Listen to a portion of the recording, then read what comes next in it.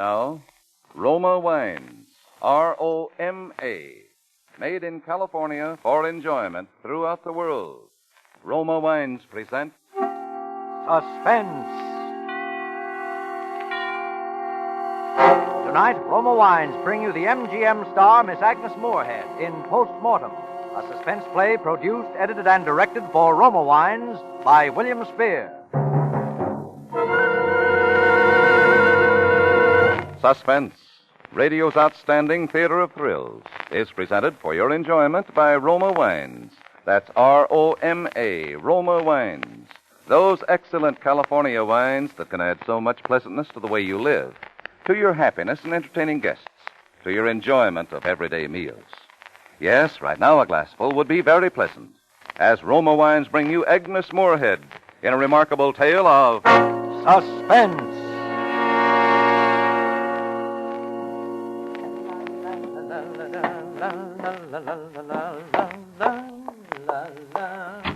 Up with the buttercups, come on, get up, here comes the sun. Good morning, darling. Oh, Stephen, you goose. Ah, your coffee, madame. Oh, my stars and crown, I wish you wouldn't insist on my having coffee in bed. Stephen, it makes me feel like a loose character. Just like the old days when I was in the theater. Coffee in bed, then a long soak in the tub under the sun lamp.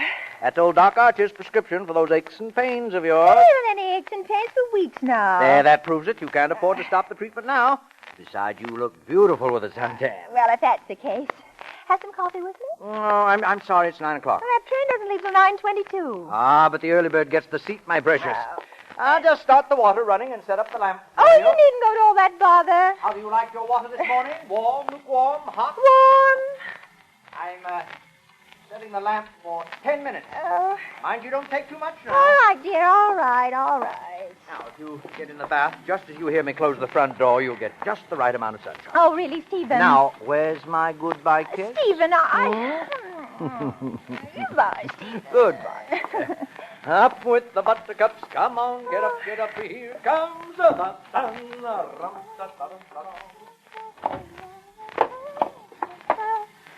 Up with my bag, up with my bag.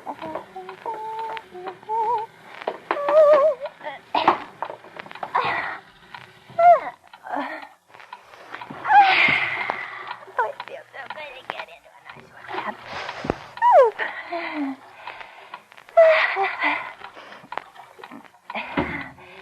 Yes? Is that you, Stephen? Stephen, have you forgotten something again? Stephen, will you answer me? Oh. Can you hear me now, Stephen? I forgot my wallet. I think it's in my bathrobe pocket on the inside of the door. Well, I'll hand it out to you. No. You stay where you are. I'll just reach around and get it. Stephen, don't open that door. The lamp, Stephen. Oh, now see what you've done. Oh. Gosh, I hope it didn't break. These things are expensive. Hey, you didn't have it turned on? I turned it off so you could hear me. That timer on it makes so much noise. Well, no harm done, I guess. Well, I've got everything now. Sorry to disturb you, darling. Well, you better hurry. You will miss that train. Bye-bye, darling. Be good. Come on, get on it. Okay, Butch. Oh, if I had the wings of an angel.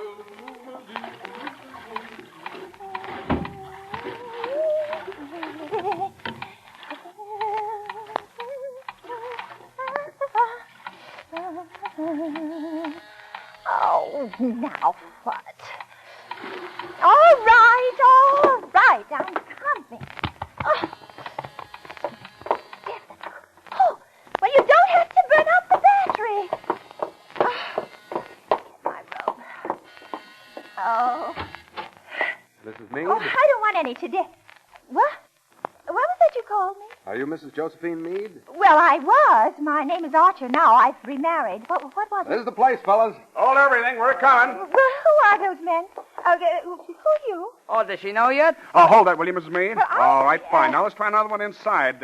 Maybe in the kitchen. Yes. What were you doing? Fixing breakfast for your husband? I'll put the camera away. Can't you see she doesn't know yet? She don't know yet. Haven't you been listening to the radio, Mrs. Meade? Well, no, a tube's burned out. Why? She really don't know yet. Well, for heaven's sake, will you tell me what it is? Oh, aren't you going to ask us in? Well, I shouldn't. Why, but- that's very kind. Oh, well, Yeah, put the camera over there, Sam. Well, Now, your husband, ma'am. It'd be my kind husband, well, he just left the house. Has something happened to him?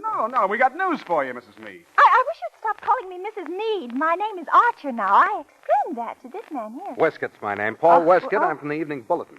Oh, you're a newspaper man. Yep. Oh, my stars and ground. I haven't been interviewed by the press since I opened in Bright Eyes in New Haven. Oh, it's 20 years ago. You were an actress. Well, I gave up my career after I married Mr. Meade. I often thought I might go back to the theater, but things didn't work out that way. Yeah, well, that's very interesting, Mrs. Archer. But about the news we were going to tell you. Well, don't tell her. Make her guess. Oh, please let me... Can't you guess? No, and I wish you'd Well, I'll give you a hint. What? It's the day the Derby is run off. Darby? Now, can't you guess why we're here? Your horses come in first. Oh, you must have the wrong party. I don't own any horse. Oh, look. Oh, no. I Don't you did. understand? The news just came over the ticker from London. You're one of the 3 Americans to hold a ticket on Ravenel in the sweepstakes. Oh, there must be some mistake. Don't you understand? You've won $150,000. 150... Oh, my stars and crowns. What's the matter? Don't that make you happy? Boy, what a caption. Housewife wins sweepstakes. Must be mistake, she said. Oh, no, there really must be some mistake somewhere. It must be somebody else with the same name. You see, I haven't any ticket on... I haven't any ticket at all. Well, sure, you must have. Where'd they get your name and address from otherwise? They don't just make them up out of thin air. What are you trying to do, kid? Oh, now, wait a minute. You say the winning ticket is in the name of me? Yes, Mrs. Josephine Meade. You said that was your name. Well, then it must have been my late husband who bought the ticket. Huh? You see, the house is my name, and I stayed on here after I lost Harry and after my marriage to Mr. Archer. Oh, yeah, then that's right. Meade bought the sweepstakes ticket in your name. Anyway, you're the winner. But I don't even have the ticket. You don't have... You mean it's Well, lost? I never even knew he bought one till now. He never said a word to me about it. Gee, you better look around good and see if you can find it. Yeah, you can't collect the money without it. Have you any of your late husband's effects around the house, Mrs. Archer? No, they've all been disposed of. But I went through everything very carefully. If there had been anything there, even sewn into the lining of one of his suits, I'd have found I think, it. Mrs. Archer, if your late husband never told you about it, he must have been intending to surprise you in case it won anything. So he would have put it somewhere where you wouldn't be likely to find it, wouldn't he? Well, he would in any case. I didn't approve of his gambling. All right, Miss Archer, now think hard. Wasn't there a suit he didn't wear very much, one you might not have sent out since the ticket was bought? Put away in mothballs, maybe? Well, there was his dark blue. Dark blue. He'd only worn that once or twice. I never looked there. You see, I sent all his other clothes to the Russian War Relief, but the dark blue was in such good condition. It is practically new, Mr. Westcott. Oh, that's where that ticket is. I'll bet any amount it's in that dark blue suit. Let's have a look right now. Well, I'm afraid that's not possible. Not possible. Oh, really, Mrs. Archer? Because that's the suit Mr. Meade was buried in.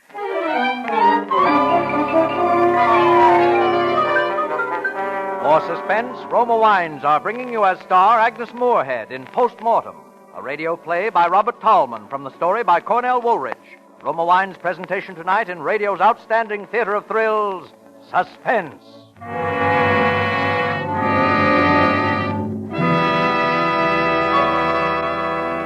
Between the acts of Suspense, this is Truman Bradley for Roma Wines.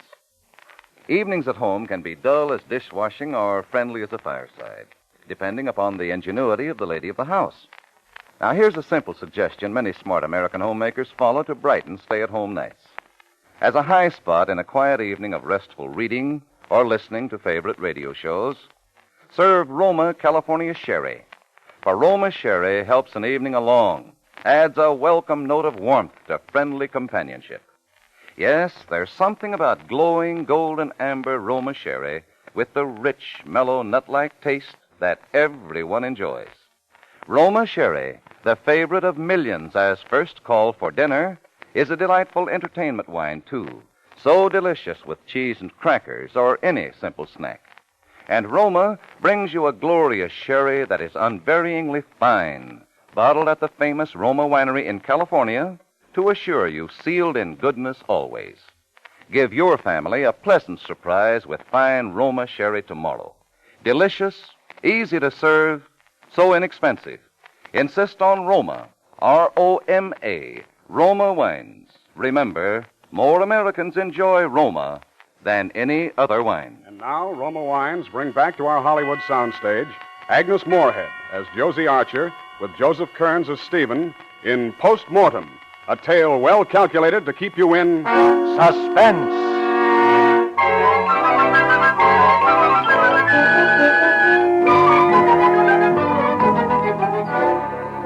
So you see, Stephen. That's the only place it can be. It's there in the casket with him. What makes you so certain of that? Well, the one and only time he wore that suit before his death was one Saturday afternoon when he went out for a stroll and stopped in at a pool room.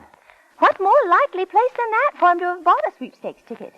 Well, if it's buried with him, we might as well kiss it goodbye. But $150,000, Stephen. You haven't any right to disturb a grave just on a hunch like that. Harry might have lost the ticket. Oh, I tell you, I knew Harry Meade. He'd no more lose a thing like that than... Well, he just wouldn't, that's all. If it's there, it'll just have to stay But there. why, Stephen? All we have to do is get a court order. I tell you, and- I won't stand for it. It's sacrilege. Oh, but If we've got to disturb the dead, we'll just have to let the money go. it wouldn't be like desecrating a grave. Harry would have wanted us to have that money. After all, you were Josie, his best friend. as your husband, I forbid you to disturb that man's remains. Stephen, really, Now, forget that there ever was such a sweepstakes ticket. Is that understood? All right, Stephen. Whatever you say. Yes. And if that snooping newspaper man comes back here, you're not to let him in this house. Yes, Stephen. Is that a promise now? Yes, Stephen, it's a promise. Well, I've got to go now. I'll miss my train. We'll talk about it some more tonight when I get home. All right, dear. Oh, don't forget to take your sun lamp treatment. No, I won't. Bye now. Goodbye, dear.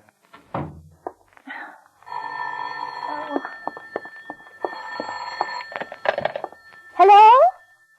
Oh, Mr. Westcott. Oh, no, I have not reconsidered. I definitely have not reconsidered. Stephen and I have talked it over, and he's deeply shocked, and so am I. I must confess at the very suggestion of disinterring poor Harry. You'll simply have to go elsewhere for your front page scoop, because I'm absolutely adamant on this point, and no amount of persuasion will make me change my mind.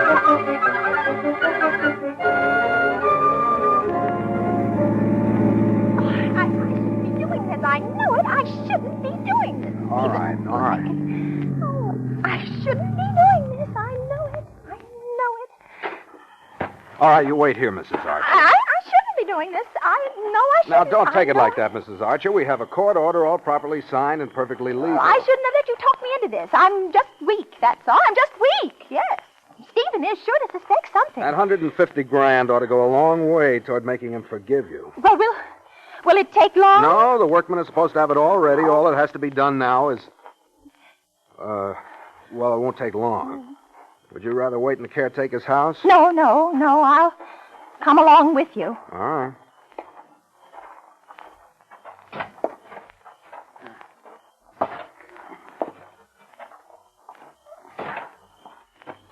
Oh, there. Huh? Oh. You Mr. Westcott? Yep. Well, there it is, Mr. Westcott. Yeah. We hoisted it up, but we didn't open it yet. All right, here's the authorization. Pry the lid off of there. Make it snappy, will you? All right. Hey, you take that hand over there, Jack. Okay.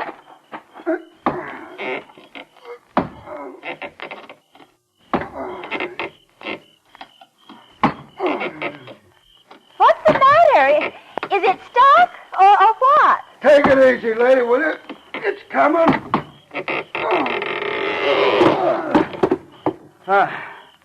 There you are, mister. It's all yours. All right. Hold this light for me, will you? Keep it off the face. What's he doing now? Frisking the corpse. Oh. And don't ask me why. Dear me. Oh, dear. Keep the light off his face, will you? Sensitive type. Okay. I got what I came for. Please get that light off his face. Okay, mister, okay. All right, if you're all finished, we'll tuck him in again. Wait a minute. Huh? Put the light back on him. On his face. Now, on his face. Hey, what's the big idea? Oh, Harry. Oh.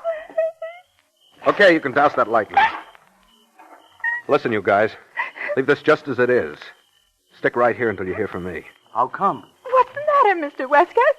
I'm not sure yet, but I just got a hunch the DA is going to want an autopsy on this body. My stars and crowns. Up with the buttercups, here comes the sun. Come Hey, what's this? Up and dressed already? Well, I bought some things in town yesterday afternoon. The delivery man usually comes around 10 o'clock, so I thought I'd put off my sun lamp and bath until then. Oh, you will take your treatment then, promise Oh, me? yes, all right, darling, but really you worry too much about me. You must have come in awfully late last night. Did you see the show through twice? Stephen, I didn't go to a picture last night. Hmm? I did what you told me not to. What are you talking about? Here it is, Stephen. $150,000.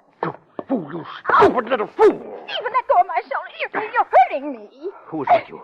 Who saw it beside you? Nobody, Stephen. I got the permit and took it out there and showed it to the men in charge of the grounds, and he got a couple of workmen. Yes, go on, go on. Well, one of them got it out of the vest pocket, and then they put the lid on again and lowered it and covered it up. You're sure everything was put back again, just the way it was? Why, yes, Stephen, of course. Well, I'd hate to think he wasn't put back properly. Then you aren't angry with me? Oh, I guess I acted pretty silly about it. I thought... Oh, I don't know what I thought. Stephen,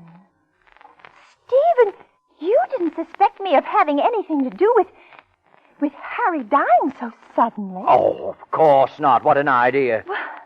Look, you better give me that ticket for safekeeping. I'll put it in the safe down at the office till you're ready to turn it in. Oh, that's a wonderful idea, Stephen. It makes me nervous having it around the house. $150,000, Stephen, just to think of it. Yes. Harry's been pretty good to us, hasn't he? Oh, don't say things like that, Stephen. Oh, I'm sorry. Oh, good Lord, it's nearly 10 o'clock. I've missed my train. But if you hurry, you can catch at 10:15. Yes. You won't forget your lamp. No, I'll start it at 10:15 sharp, I promise. Sorry to be such a Dutch uncle, darling, but I do worry about you. Well, you're wonderful to me, Stephen. Goodbye, darling. Goodbye, Stephen. Be careful, darling.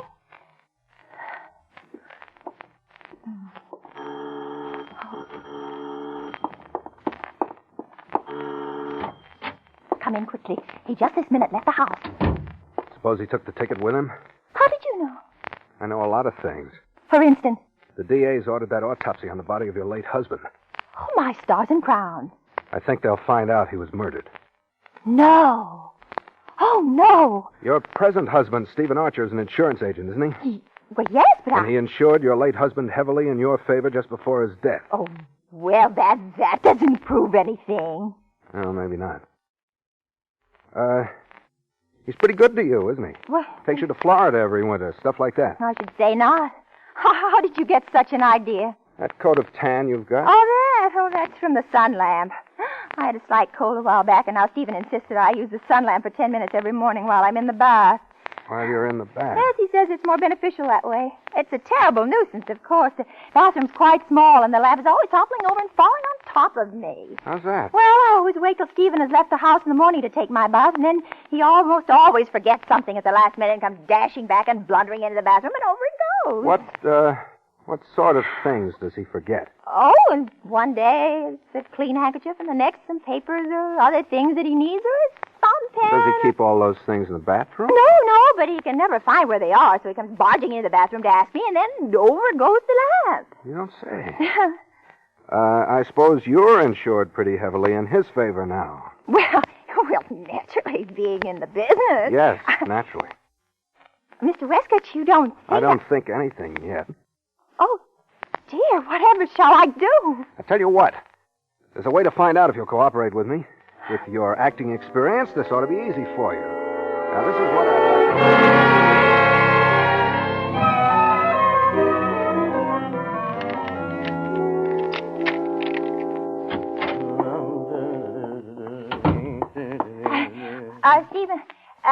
Stephen, this is Mr. Westcott. He's with the bulletin. Oh, yes. What can we do for you, Mr. Westcott? I stopped in the district attorney's office on my way here, Mr. Archer. They've just completed an autopsy on the body of Harry Meade. Joseph! It wasn't my idea, Stephen. Believe me, it wasn't. You understand, of course, I'm not with the police. I'm in this for a news story.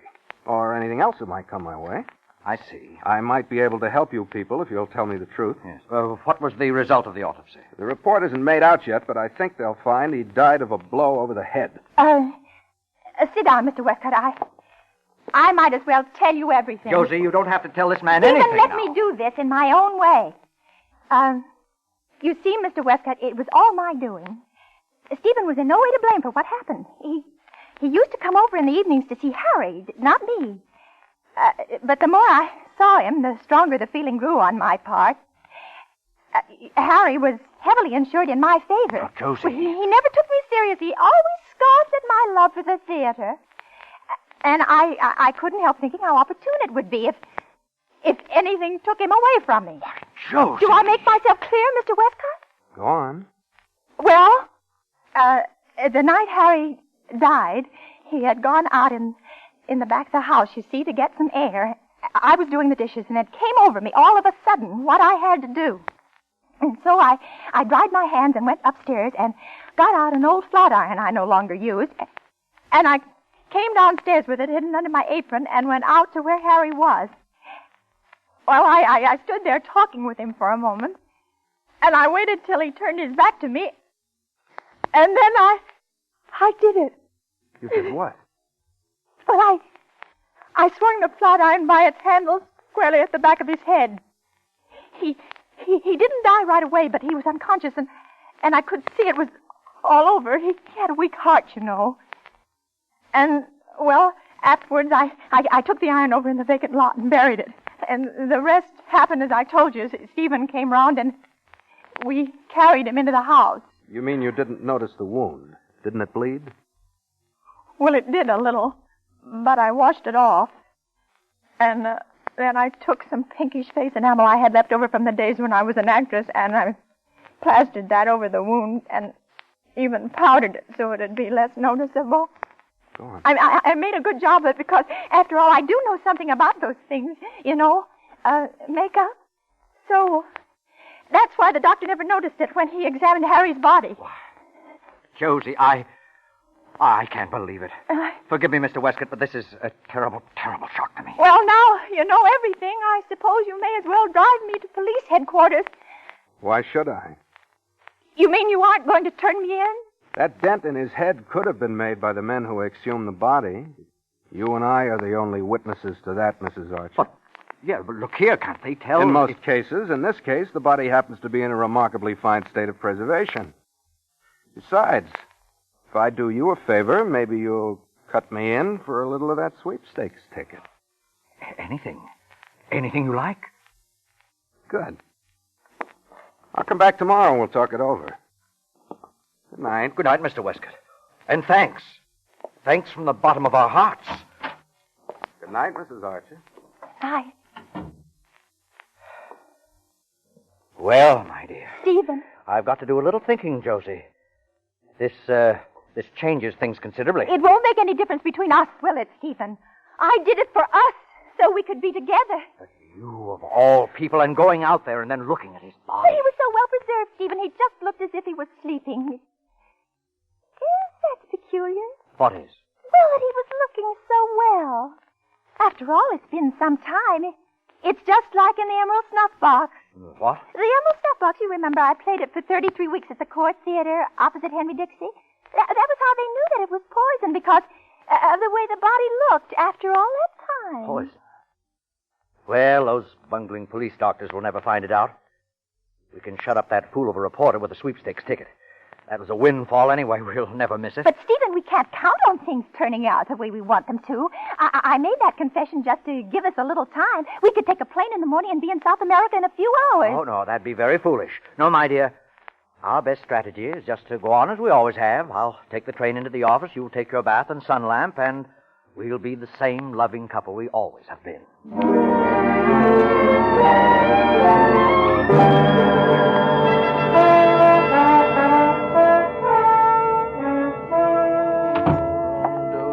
Josie! I'm up here, Stephen, in the bath. Tell me, have you got any idea what my iron pills are? I went off without them. Well, they're on the sideboard in the dining room. You know perfectly well. What's that? I said they're on the sideboard. I can't hear you, dear. Mind if I open the door just a bit? No, Stephen, the sun lamp's right in front of the door. Wait till I move it. That you say? I said don't open the door. The lamp, Stephen.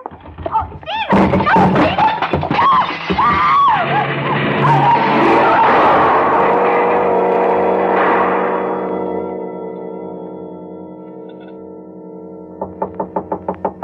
No,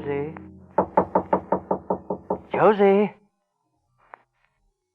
Josie! Well, that's that. Oh, now who the devil? All right, I'm coming. Come on, get up.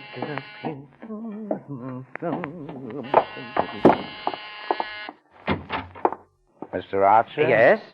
My name's Madison, Bureau of Detectives. Oh, yes, Inspector, come in. This is most opportune. You're coming just in time. I was just about to telephone the police. Oh? The most terrible thing has happened. My poor wife. Your wife? She was in the bath taking her sun lamp treatment. Like a blundering fool, I opened the door and the lamp fell over into the tub. I ran downstairs to cut off the house current, but before I got back, she must Wait a minute. You ran all the way downstairs to cut off the house current. Why didn't you just pull out the plug? I was panicky. I got confused. There was a dreadful glare of light, sparks flying all over the place. I was half blinded. Where's she now? Oh, she's still in there. I was trying to get up my nerve to go in when the doorbell rang. I couldn't bear to see her like that, Inspector. Electrocuted. It's too horrible. Well, we'll go up there and have a look. Probably too late, though. Oh, yes, Inspector, I'm afraid it is too late, but as you say, we must do all we can. Yeah. Well, Mr. Archer, this certainly happened at an opportune time, as you say. Yes. A warrant has just been sworn out for your wife's arrest for the murder of her first husband, Harry Meade. This reporter here from the Bulletin said he got a confession out of her. Hello? Oh, poor Josie. Poor Josie. Oh, perhaps it's just as well it happened this way. Is it, Stephen? Is it just as well? Josie! Well, Mrs. Archer, congratulations. You carried it off with flying colors. What do you mean, carried it off? My stars and crowns, Stephen. I wasn't even in the tub. I just stood behind the door and screamed when the lamp went out. Josie, you ought to be ashamed of yourself giving me a fright like that. It's no good you're pretending any longer, Stephen. Mr. Westcott was absolutely right. You're nothing but a common murderer. Josie! Surely you don't believe that I... That is what my confession was for, you goose. To trap you. They know all about how you killed poor Harry. Where you got the poison and everything. Don't you, Inspector? That's right, Mrs. Archer. Why, you're worse than Sheldon Lewis was in the Iron Claw. You would stoop to anything. My stars and crown, when I think what might have happened if Harry hadn't had on his new blue serge when he bought that sweepstake ticket. Well, officer, do your duty. Josie. Dumb little Josie. Well, I guess this about ties it.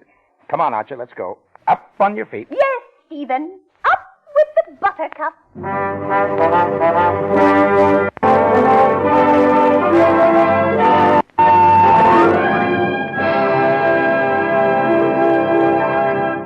Suspense. Presented by Roma Wines, R-O-M-A, made in California for enjoyment throughout the world. Before we hear again from Agnes Moorehead, the star of Post Mortem, tonight's suspense play, this is Truman Bradley for Roma Wines. Here's a trick in taste magic that will help you win family praises, even for meals made of leftovers. To bring out the full flavor of any meal, to add color and zest to the table, serve Red Roma California Burgundy. A glass full of robust, full-bodied Roma Burgundy lends warmed-over pot roast a new lease on taste, gives twice-served meatloaf that tempting first meal flavor. Yes, there's greater dining pleasure in simple meals served with the rich, satisfying goodness of Roma Burgundy. For superb Roma Burgundy makes plain foods taste great, makes great foods even better. And delicious Roma Burgundy can grace your table often, for Roma costs just pennies a glass. Get Roma Burgundy tomorrow. Give zest and character to your next meal. Insist on Roma, R-O-M-A, Roma Wines, made in California for enjoyment throughout the world. This is Agnes Moorehead. It is always like coming home again to do suspense. You know, Vincent Price came out to Metro-Goldwyn-Mayer the other day to see a private showing of The Green Years with me. And afterwards he told me all about next Thursday's suspense show on which he's going to be the star. Be sure and listen in because it sounds wonderful. Next Thursday, same time, Roma Wines will bring you Vincent Price as star of Suspense, radio's outstanding theater of thrills. Produced by William Spear for the Roma Wine Company of Fresno, California.